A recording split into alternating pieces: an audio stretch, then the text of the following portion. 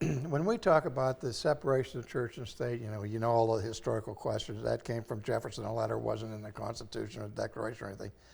But it was accurate insofar as there's a division of labor that the Bible makes clear. That God ordains the church, governs the church. God also ordains the state, and he governs the state. A few years ago, I was invited to speak at the inaugural prayer breakfast of the governor of Florida. And on that occasion, I said to the governor, I said, today is your ordination day, that you've been ordained by God for this position of political authority, and you will be answerable to God for how you carry out this mission. So we distinguish between the spheres of activity.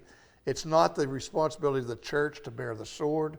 It's not the responsibility of the state to be giving the sacraments and all of that. So there are different duties and tasks that are assigned between the church and the state. Unfortunately, in our culture today, the mantra of separation of state and church has come to mean something quite different, namely the separation of state from God.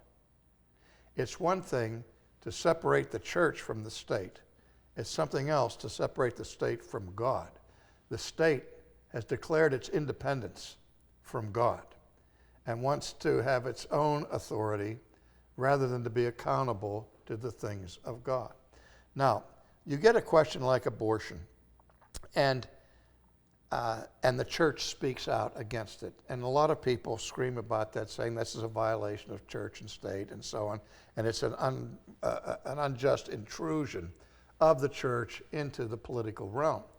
However, when we speak to an issue like abortion, which is the most significant ethical issue I believe this nation has ever had to deal with, far more serious than even the diabolical problem of slavery. But in this case, we're not asking the state to be the church. We're asking the state to be the state, because the state's primary raison d'etre, its primary reason for existence in its original creation by God, primarily is to maintain, protect, and honor the sanctity of human life. And when the state fails to do that, it fails to do its task before God. Now, again, in the scriptures, we see, even in Old Testament, where there was a theonomy there, theocratic state, that the prophets from time to time had to call the kings to task.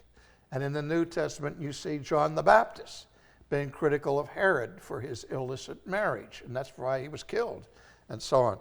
But so the church, though it is not supposed to be the state, always has, in my opinion, a responsibility to offer what we call prophetic criticism to the state when the state becomes, quote, as Oscar Cullmann once indicated, demonized. And is that prophetic voice exercised from the pulpit or in the public square? Both. Both. Yes. Okay.